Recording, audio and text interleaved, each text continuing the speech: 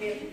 Seluruh manusia dari zaman Nabi sampai zaman manusia dan keadaan mereka sebagaimana sesuai dengan perbuatan di dunia.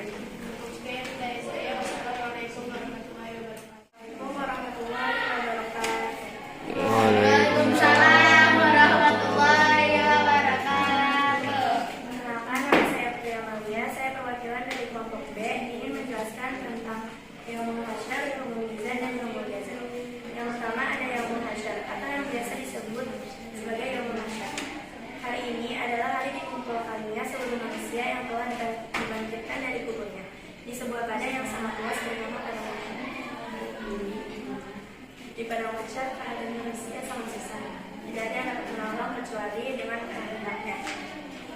Pada yaumul mahsyar pula manusia menerima catatan amalnya selama hidup di dunia, baik amal yang buruk maupun amal yang baik.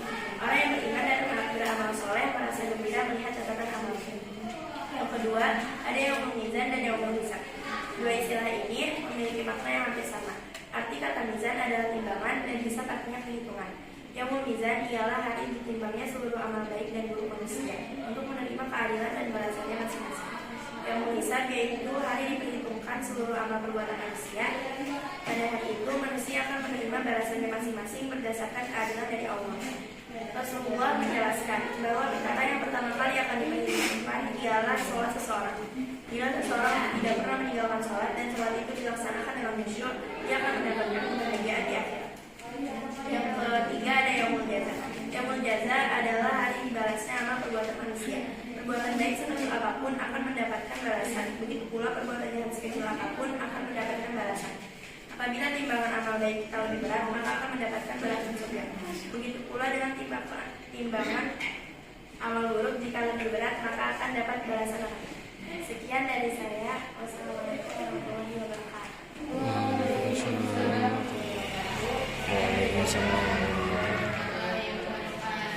Saya dari kelompok C akan menjelaskan tentang sujud dan syafaat. Allah Subhanahu wa Ta'ala memiliki sifat yang maha adil, tidak ada sedikitpun perbuatan yang merupakan yang luput dari keadilan Allah Subhanahu wa Ta'ala. Ada yang sujud dan syafaat yang merupakan wujud maka adilnya Allah Subhanahu wa Ta'ala. Surga sebagai balasan amal baik. Seluruh perbuatan baik manusia telah ditentukan pada saat yang menghisap.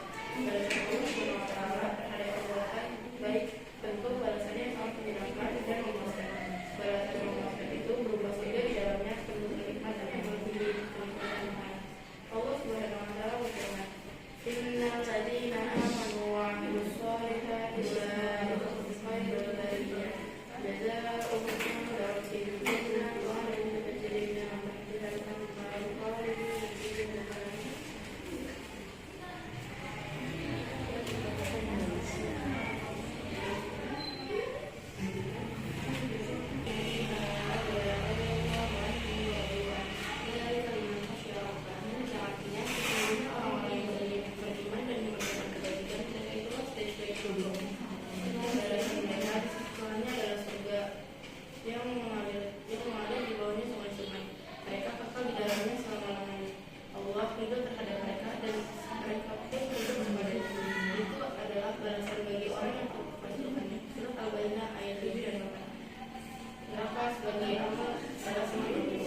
Setiap perbuatan buruk manusia akan menerima balasannya.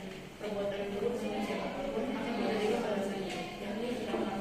Neraka itulah balasan orang-orang yang banyak melakukan dosa, takabur, sombong, dan terlebih tidak melaksanakan perintah Allah.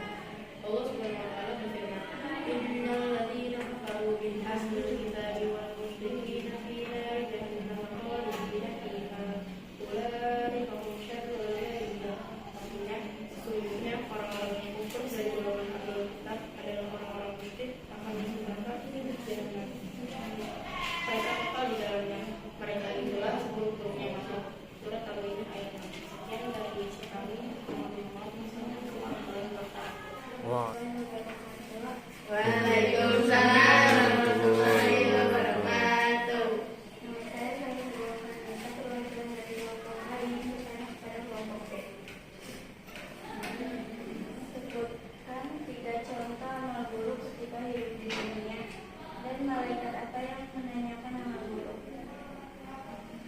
Assalamualaikum warahmatullahi wabarakatuh. Ingin menjawab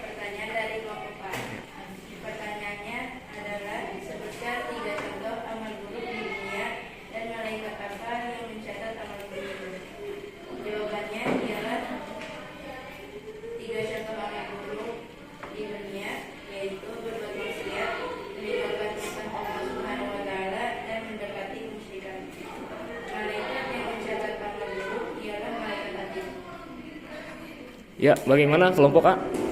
Sudah cukup? Ya, ditutup boleh Silmi.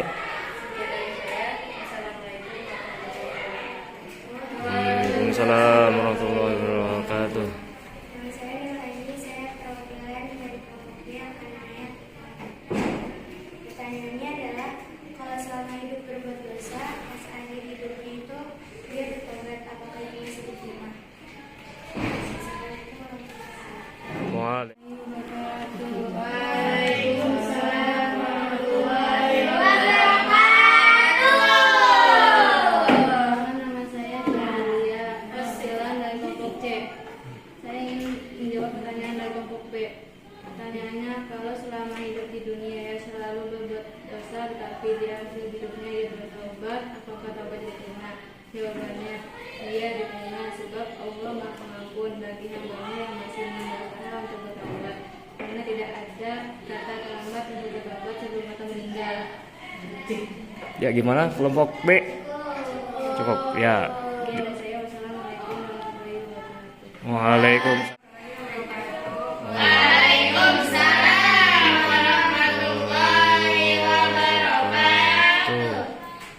Saya perwakilan dari kelompok C ingin menanyakan kepada kelompok A. Amal perbuatan apa yang akan ditanyakan pertama kali oleh malaikat Munkar dan Nakir?